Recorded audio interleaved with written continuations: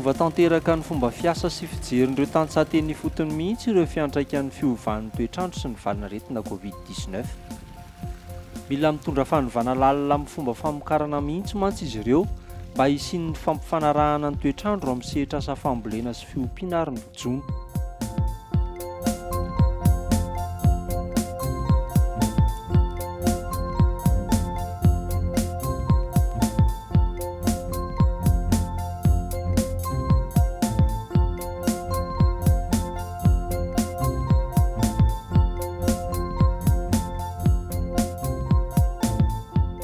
Mitondra ny fanampiana trano moa ny Tranoben'ny Tantsaha Mpamokatra ao anatin'izany.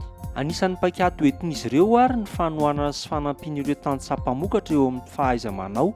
Tafiditra ao anatin'izany ohatra ny atrik'asa fampianarana amolavola sisi-kavitra sy soso-kevitra mba hahafahan'ireo tantsaha mandresy lahatra ireo tompon'andraikitra isan-tsokajiny sy ireo mpiara-miombonantoka, ahafahan'izy ireo misitraka politika mpamokarana mivelatra sy mifandray tsara amin'ny fanalefahana, fampifanarahana amin'ny fiovan'ny toetrandro ary ho fanoherana ny fiantraikan'ny valanaretina Covid-19.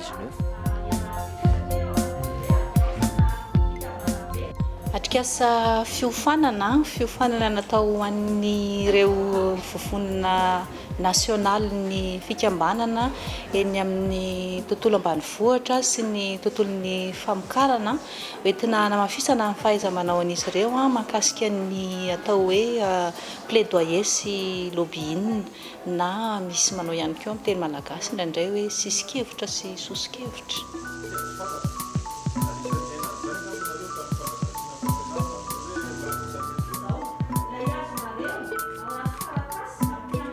Ny atrik'asa dia ahafahana manomana sahady an'ireo fofonam-pikambanana faratapon'ireo hiatrika ny fomba fandresen-dahatra sy manisika hevitra, manosika hevitra eny anivon'ny mpamatsy vola ho famatsiana an'ireo asa entiny hiatrehana ny fiovavan'ny toetrandro sy ny fiantraikan'ny Covid-19.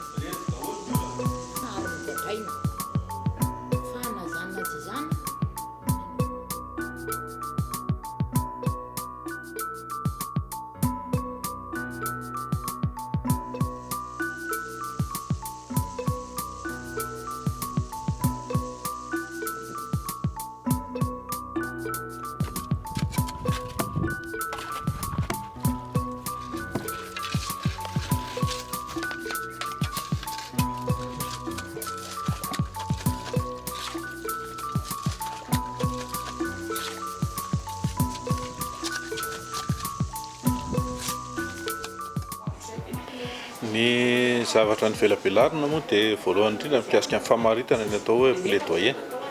Izany hoe ahoana no fomba ahafahan'ny tantsaha zany manao paikady ahafahana miresaka an'izay mahamay an'ny communauté any amin'ny fotony, ahafahana mandresy lahatra ny mpitondrana izay manam-pahefana sy tompon'andraikitra mety resahana amin'izay famahana olana izay.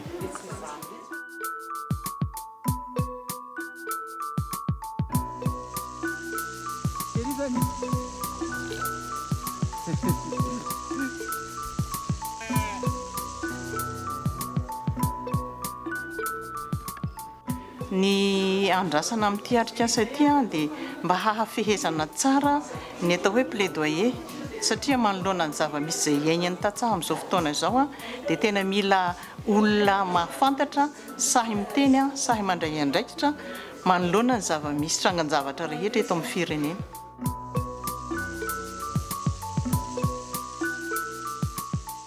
Mila fanomezan'ny tanany rehetra ary ny fampiarana ny paikady volavolaina ao anatin'izany atrik'asa izany mba ho tojovetiny ny rano natsakaina ka hisy fiantraikany eny fotony tokoa izany satria fanambogoavana no miandry ireo mpamokatra miatrika ny olona ny toetrandro sy ny valanaretina amin'izao vanim-potoana izao.